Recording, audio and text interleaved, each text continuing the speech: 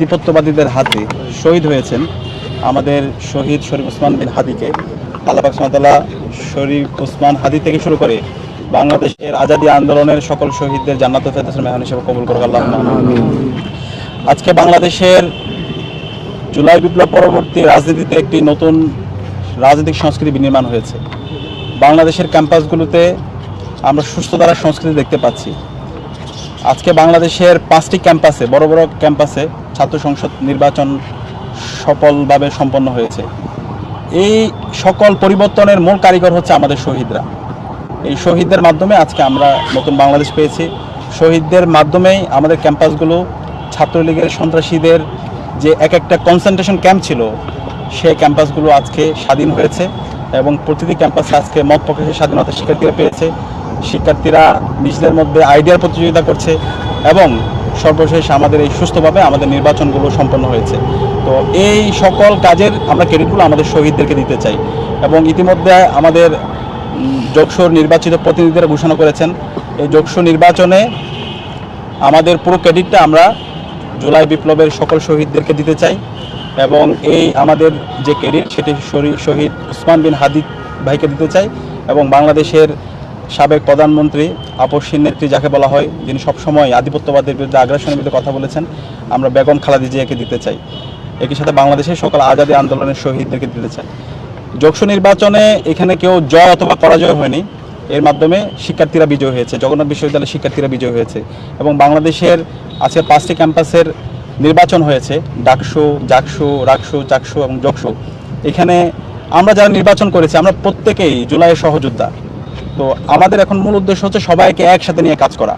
জুলাই বিপ্লবে যেভাবে আমরা ঐক্যবদ্ধভাবে রাজপথে নেমেছিলাম, আমাদের কমন গোল ছিল এবং বেটার আমাদের হচ্ছে পারপাস ছিল। এখন এই নতুন বাংলাদেশ বিনির্মাণ করার জন্য আমরা প্রতিটি ক্যাম্পাসে সবাইকে একসাথে নিয়ে ঐক্যবদ্ধভাবে আমরা কাজ করব। ইতিমধ্যে আমরা 4টা সংসদ কাজ শুরু করেছি। শিক্ষার্থীরা ইতিমধ্যে প্রতিটি ক্যাম্পাসে দৃশ্যমান পরিবর্তন দেখতে পেয়েছে এবং ইনশাআল্লাহ আমরা কথা দিচ্ছি আমরা শিক্ষার্থীদেরকে যেই কমিটমেন্টগুলো দিয়েছি তা তো বাস্তবায়ন করবই এবং তার চেয়ে 5 গুণ বেশি কাজ করবো ইনশাআল্লাহ। এবং আমরা আমাদের ক্যাম্পাসগুলোতে এমন একটা স্ট্যান্ডার্ড আমরা নিয়ে যেতে চাই যেন আর ক্যাম্পাসে কখনো আর পিছনে না আসে। আমাদের ক্যাম্পাসগুলোতে আর কখনো চাঁদাবাজের ঠিকানা হবে না, ক্যাম্পাসগুলোতে কখনো আর টেন্ডারবাজের ঠিকানা হবে না, ফাও খাওয়ার ঠিকানা হবে না। গণরুম এবং গ্যাস রুম তৈরি করার মাধ্যমে শিক্ষার্থীদের উপর যে নিপীড়ন করা হয়েছিল সেগুলোর ঠিকানা এখন এই ক্যাম্পাসগুলোতে হবে না। ক্যাম্পাসগুলোতে কোনো মাসল পলিটিক্স চলবে না, ক্যাম্পাসগুলোতে থাকবে ভ্যালুসের রাজনীতি, আইডিয়ার রাজনীতি। ইতিমধ্যে আমরা দেখতে পাচ্ছি সকল ছাত্র সংগঠনগুলো সেই প্রতিযোগিতা শুরু করেছে এবং আমরা আশা করছি ঢাকা বিশ্ববিদ্যালয় কেন্দ্রীয় ছাত্র সংসদ এবং অন্যান্য ছাত্র সংসদ আমরা সবাই একসাথে আমরা ঐক্যবদ্ধভাবে আমরা আমাদের কাজগুলো করবো ইনশাআল্লাহ। এই জায়গায় আমাদের কমন গোল যেটা থাকবে ক্যাম্পাসের শিক্ষার্থীদের স্বার্থ একটা নিরাপদ ক্যাম্পাস নির্মাণ করা এবং জুলাই শহীদরা যে আমানত আমাদের উপর রেখে গেছে সেই আমানত যথাযথ হক আদায় করা এবং শিক্ষার্থীদের কাছে আমরা যে কমিটমেন্টগুলো দিয়েছিলাম সে প্রত্যেকটা কমিটমেন্টের যথাযথ বাস্তবায়ন করা। তা আমি বিশ্বাস করি ইনশাআল্লাহ শিক্ষার্থীরা আমাদের উপর যে আমানত রেখেছেন প্রত্যেকটা আমানতের আমরা যথাযথ হক আদায় করতে পারবো ইনশাআল্লাহ।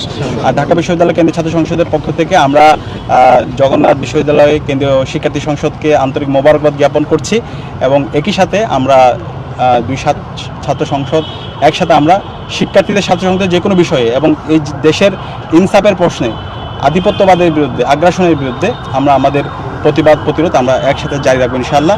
এবং আসন্ন যে নির্বাচন সে নির্বাচনটি খুবই গুরুত্বপূর্ণ। আমরা যারা তরুণরা আছি বাংলাদেশের তরুণরা তারা প্রায় 3 কোটি তরুণ আছে, তারা গত 3 মেয়াদে ভোট দিতে পারেনি। তো সকল নাগরিকরা যেন সুস্থভাবে ভোট দিতে পারে এবং একটি ফ্রি ফেয়ার ক্রেডিবল ট্রান্সপারেন্ট যেন আমরা একটা নির্বাচনের ব্যবস্থা করতে পারি সেই জন্য সকল অংশীজনদেরকে সাথে নিয়ে আমরা আমাদের কাজ করব। আমরা রাজনৈতিক দলগুলোকে আহ্বান করব আমরা যেন সবাই দায়িত্বশীল আচরণ করি। বিগত সময়ে আমরা দেখতে পেয়েছি ইঞ্জিনিয়ারিংয়ের মাধ্যমে বিভিন্ন নির্বাচন সংগঠিত হয়েছে, মাসল পলিটিক্সের আমরা নির্বাচন আমরা দেখতে পেয়েছি। এই ধরনের নির্বাচন আমরা চাই না। আমরা চাই একটা ফ্রি ফেয়ার নির্বাচন হবে, ভোটাররা যাবে নির্বিঘ্নে ভোট দিবে, তাদের যাদের পছন্দের প্রার্থী যেই হোক তাকে ভোট দিবে, কিন্তু ভোটারদের উপর হস্তক্ষেপ করা, তাদেরকে ভয় দেখানো সেই ধরনের কোনো আমরা নির্বাচন আমরা দেখতে চাই না। সেই জায়গায় নির্বাচন কমিশনকে অনুরোধ করব একটা লেভেল প্লেইং ফিল্ড তৈরি করার জন্য তারা কাজ করবে, কোনো দলের প্রতি যেন পক্ষপাতিত্বমূলক আচরণ না হয়। আমরা ইতিমধ্যে দেখতে পাচ্ছি নির্বাচন কমিশন তাদের আচরণে আমাদের কাছে পক্ষপাতিত্বমূলক আচরণ মনে হচ্ছে। আমরা আশা করব সবার জন্য যেন সমতল মাঠ থাকে এবং একই সাথে রাজনৈতিক দলগুলো তারা যেন তাদের জায়গা থেকে দায়িত্বশীল আচরণ করে।